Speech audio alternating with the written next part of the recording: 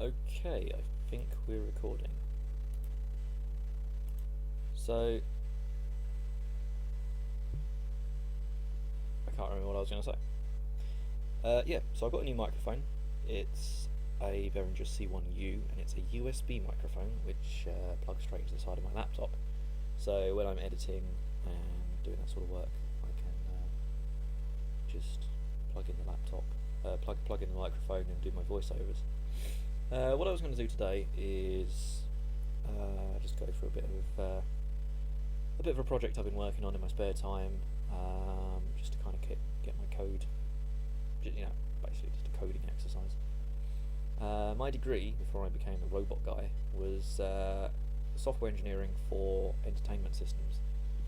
Basically what that is programming for computer games.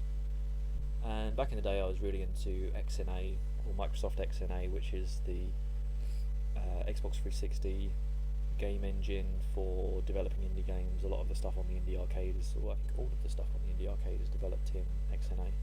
And it was a really cool, nice bit of kit. As far as I know, it's no longer supported now with the move over to the Xbox One. I don't think it's supported at all.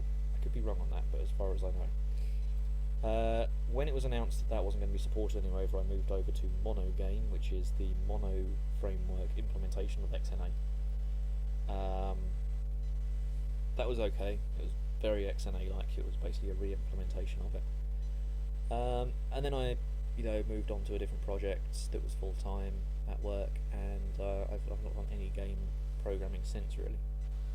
So what I'm doing here is I've got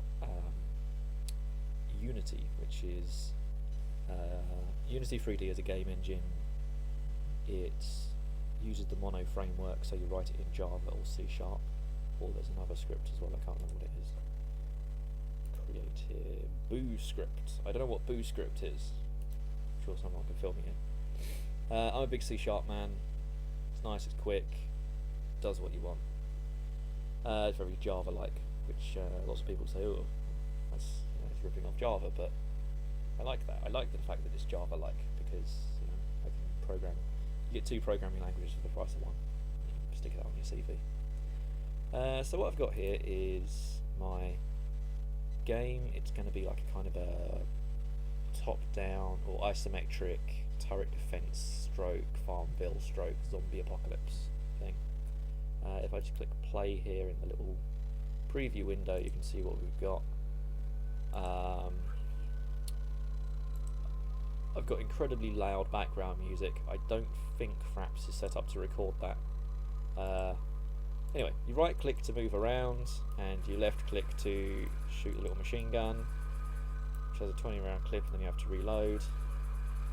And at the moment the collision detection isn't amazing. Hopefully this is going to test how good my microphone is, because I'm having to shout over the top of the background music there. Yeah, I don't know how well the sound came out on that. I was having to shout over the top of the background music. The C1U is reasonably directional. At the moment I've got it sitting on my lap because I don't have a stand for it, and I don't have a pop filter.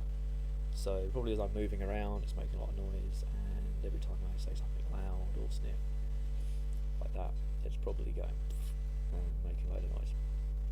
So Unity is pretty cool. I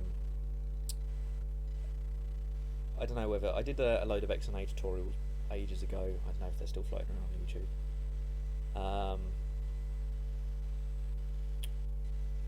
I'm in two minds about whether to do some Unity tutorials. I'm not it'll be more like a build along rather than a tutorial, because I wouldn't call myself a power user of Unity.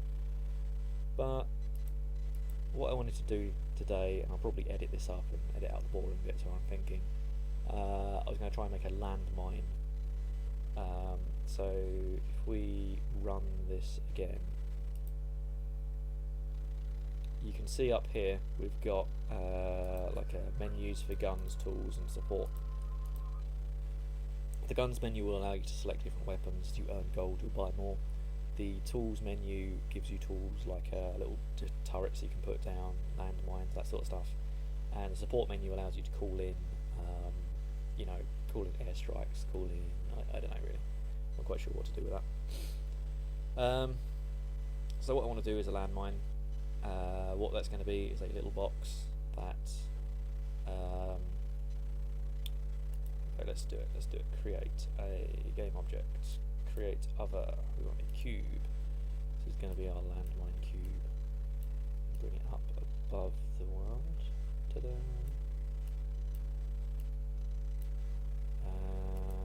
Let's just make it a little bit smaller. Let's do it 0.1 by 0.1 by 0.1. Typoed all of that.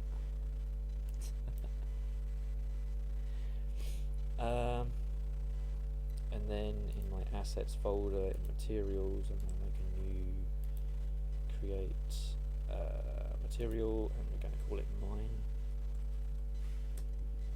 And we're going to just give it a colour. Let's make the landmines are red, aren't they? So they're nice and visible to anyone that might be walking around. And then we can drag the landmine material onto the mine. So that's that. So next we want to make a script. So I've got a script in my tree down here. I've got materials, I've got resources, which is just images and stuff, and prefabs. Prefabs I'll come on to later. And then the scripts, I want to create a new script called landmine, and that's going to be our landmine. So what we'll do is this cube, let's rename that to landmine, just so we know what it is, and we'll drag the landmine script onto the landmine. As you can see here, we've got a preview of what is going on in the script at the moment. It's class landmine, it inherits from mono behavior, it has a start function and an update function. Both of these are called by the underlying Unity game framework. Start is run once when you load the object into existence, and update happens every frame. And if we want to edit the script, we just double click on it and it will open up Mono Develop. Mono Develop is kind of the Mono framework version of Visual Studio. It's okay. I don't have many major complaints about it. I mean, the debugging side of things isn't quite as good as Visual Studio, but it's free, so there you go. Okay, so we've got start and we've got an update, and I'm going to probably edit this out a little bit. So tell you what, I'm going to put in the all the properties and stuff now, and then start recording again and explain what they do.